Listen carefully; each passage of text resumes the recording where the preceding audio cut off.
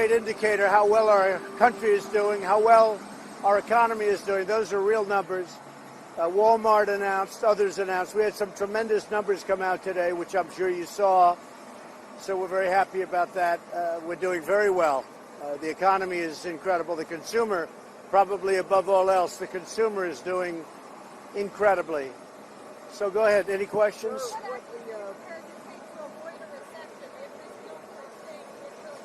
Well, I think we're going to have a very long period of wealth and success. Other countries are doing very poorly. As you know, China is doing very, very poorly. The tariffs have really bitten into China. They haven't bitten into us at all, except for the reporters that want to make it look that way, but they don't understand what's happening. The tariffs, we've taken in close to $60 billion in tariff money, and the consumer has not paid for them. Now, at some point, they may have to pay something, but they understand that, and who really understands that is our great farmer. The farmers of this country really understand it. They know we had to do something about China, and we're doing something about China. With that being said, I think we're having very good discussions with China.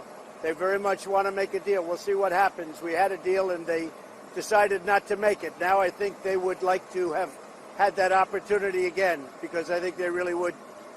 I think they really missed a great opportunity. I think they feel that they missed a great opportunity. But China very much wants to make a deal. We're talking to them. We'll see what happens, yeah. But why did you feel the need to get involved in the two congresswomen's trip to Israel? Well, I'm only involved from the standpoint of they are very anti-Jewish and they're very anti-Israel. I think it's disgraceful, the things they've said. You have lists of, this isn't just a one-line mistake. What they've said about Israel and Jewish people is a horrible thing, and they've become the face of the Democrat Party. So I did absolutely put out a very strong statement. I think if you look at their language, if you look at what they've said, if I ever said it, it would be a horrible month, to put it mildly. So the things that they've said, Omar, Tlaib, what they've said is disgraceful. So I can't imagine why Israel would let them in. But if they want to let them in, they can. But I can't imagine why they would do it. Are you worried that a prolonged trade war with China will pitch the economy into a recession? No, I think the longer the trade war goes on, the weaker China gets and the stronger we get. We're taking in massive amounts of money, billions and billions of dollars, Steve, as you know. And I think the longer it goes, the stronger we get. I have a feeling it's going to go fairly short. I think it's going to be China's lost millions of jobs. You saw that reported today. Thousands of companies are closing in China. And I don't know, maybe they want to do this for a year. They'd love to have somebody like Biden who doesn't know what he's doing. I mean, I just put a clip where he said, we want to build up China. We want to build up China. Well, they gave us a very strong China. China's taken out over $500 billion a year for many years from our country. And that's not going to happen anymore. How concerned are you, let me just follow up, sorry. How concerned are you about a violent crackdown by the Chinese in Hong Kong? Well, I am concerned. I wouldn't want to see a violent crackdown. I put a little bit of a memo out last night. He's a man I like a lot. I get along with him very well, President Xi. And I said that I would be willing to bet that if he sat down with the protesters, a group of representative protesters, I'll bet he'd work it out in 15 minutes. I bet he'd work it out very quickly. I know it's not the kind of thing he does, but I think it wouldn't be a bad idea. I really believe if he sat down, they have a certain little leadership pool. If he sat down with that leadership pool, I'll bet he'd work something out very quickly.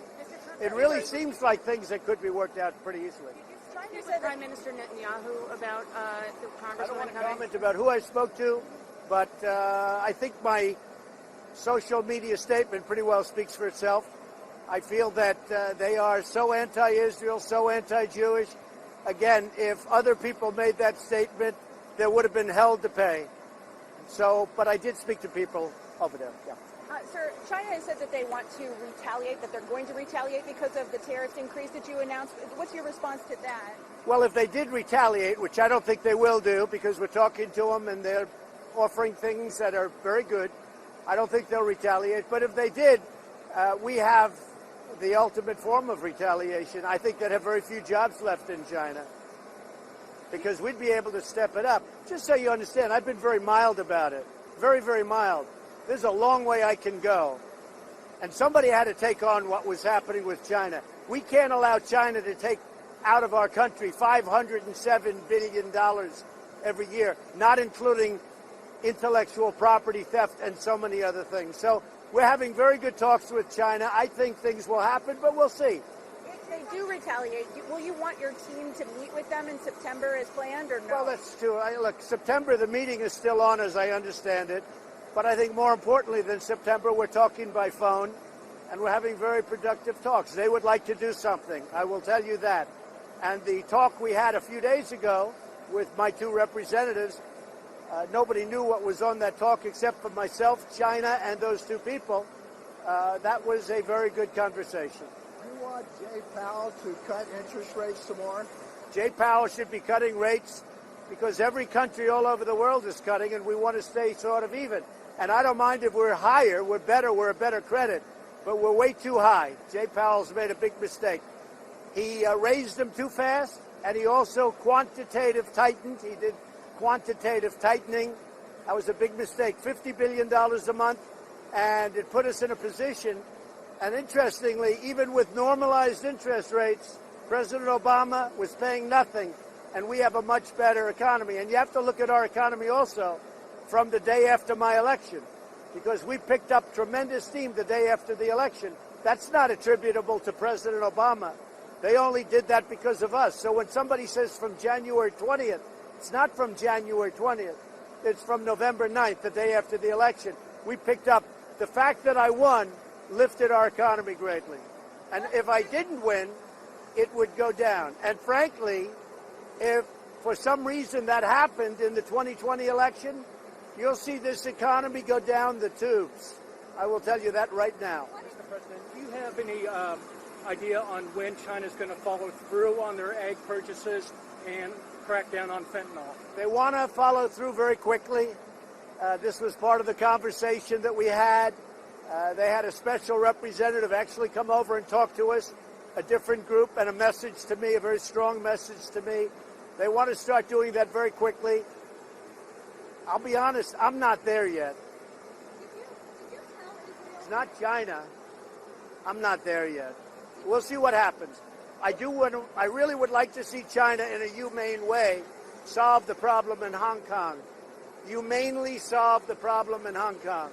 And I think they could do it very quickly. You know, I said yesterday, I really have a lot of confidence in President Xi. I know that if he sat down with their representatives, I have no doubt he would solve that problem quickly. In your conversations with people connected to Israel, did you encourage them to reject the conversation? No, I don't encourage or discourage. I think that if Israel allowed them to come in for the normal reasons, other than those reasons, I really believe that it would be a terrible thing for Israel. I think it would show a terrible sign. They want to do boycotts. They said horrible things about Jewish people. They said horrible things about Israel and Israelis.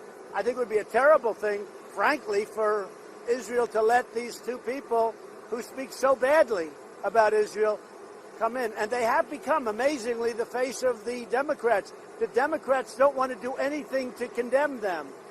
If this were 10 years ago, or if this were maybe a different time or different people or whatever, they would be condemned for the things they've said. They've said some of the worst things I've ever heard said about Israel. So how can Israel say, oh, welcome? I don't think it would be a good thing for Israel. Mr. President, do you think that Steve King needs to resign? I don't know the situation with Steve King. It looked like I read a statement that supposedly he made. I haven't been briefed on it, but certainly it wasn't a very good statement. So you're going to go to the G7 pretty soon, and I think you're going to meet with Boris Johnson. Are you going to have some sort of declaration about the intent to seal a trade deal with him, with the Britons? So we're dealing with the UK on trade and a trade deal, and we're going to have a great deal made. I've been dealing with Boris Johnson. I just spoke to him yesterday. I'll speak to him again. He and I are very much aligned. We feel very good about each other. I think we'll make a fantastic and big trade deal with the UK. Actually, we should do much more business than we're doing with the UK. You know, it's they're probably, I don't want to say our closest because I don't want to insult other people, but certainly, or countries, but certainly they're one of our closest allies anywhere in the world. And we're going to have a fantastic relationship with UK, and we're going to have a great trade deal with UK, and that's moving along rapidly. Any other goals for the G7, sir? I think just relationship. We'll see what happens. We have a lot of things to discuss. A lot of things to discuss. Is Corey going to announce tonight? I don't know. Corey Lewandowski, I think, would be terrific if he ran, but I don't know that he's going to run. I spoke to him about it a week ago.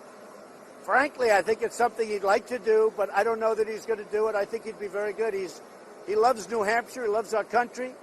If he did it, I think he'd be very formidable. What executive action are you prepared to take on guns? Executive action. We're going to look at that very closely, and we're looking at the whole gun situation. I do want people to remember the words mental illness. These people are mentally ill, and nobody talks about that. But these are mentally ill people, and people have to start thinking about it. I think we have to start building institutions again because, you know, if you look at the 60s and 70s, so many of these institutions were closed, and the people were just allowed to go onto the streets. And that was a terrible thing for our country. They closed them. Cities couldn't afford them, and they closed them. I mean, I can tell you in New York, they closed a lot of them. And the people went out. They went out onto the streets, and it's a terrible thing. But a lot of our conversation has to do with the fact that we have to open up institutions. We can't let these people be on the streets. So we have a tremendous crowd in New Hampshire. It's all over the place. Everybody's saying, wow. Our competitor has virtually no crowd. I don't know what that means. I assume that's a poll of some kind. But I think we're going to do very well in New Hampshire. New Hampshire should have been won last time, except we had a lot of people come in at the last moment, which was a rather strange situation. Thousands and thousands of people coming in from locations unknown, but I knew where the location was. But I think we're going to have a tremendous success in New Hampshire. These are great people, and the relationship is very good. We're looking at it. I feel very badly. I think he was very harshly sentenced, but we're looking at it very strongly. People feel very strongly about that. I floated it, and I wanted to see where the Democrats stood, where the Republicans stood. People feel very strongly about Rod Blagojevich and his sentence. He's been in there for 7.5 years. That's a long time. And what he did was terrible, but it's a long time. It's a long time. Are you pushing Mitch McConnell on background checks? I've been dealing with Mitch McConnell. He's a man who we have had tremendous success with judges and judicial appointments. We're going to be up to 179 federal judges within the next 2 months. Nobody would have believed that's possible. And that was because President Obama was unable to get them completed. So I inherited about 138 empty seats. Nobody can believe it. And we will have them almost all filled with tremendous judges and tremendously talented, smart people. They'll be filled within 2 months.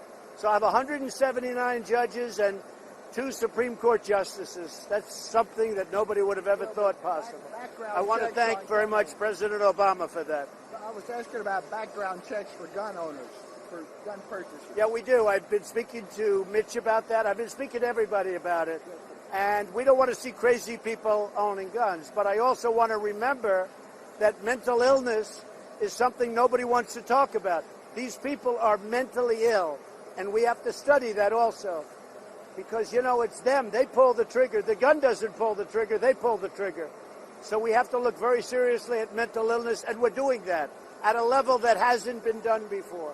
Okay? Are there other Republicans you're speaking with, Mr. President, besides the Senate Majority Leader and Pat Toomey? Is there anyone else who you're talking to? To many Republicans.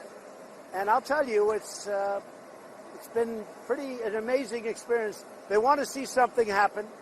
And basically, it's very simple. They don't want to have insane people, dangerous people, really bad people having guns. Republicans agree with me on that. I think, you know, I would say pretty much uniformly. Do you think this will be easy to do when the Senate comes back? I'm afraid that if we came up with a good bill, I think the Democrats then might up it and then do things that can't be done and that the public wouldn't want done. I hope that wouldn't happen, but that's happened in the past. You understand that? Do you support universal background checks? I support strong meaningful background checks where people that should not have guns, people that are insane, people that are mentally ill, people that are bad people, like this guy in Philadelphia who's been arrested numerous times. He's a bad guy, where people like that would not have guns. And frankly, people like that should be locked up. He shouldn't have even been on the streets. Thank you. Thank you very much. Did you talk to Xi directly? Was that who you talked to in China? I will speak to him. We have a call scheduled soon, President Xi. We'll be speaking to him very soon. I really believe he can work it out. I know him well. If he wants to, he can work that out in a very humane fashion. He can work something that everybody's happy. Thank you.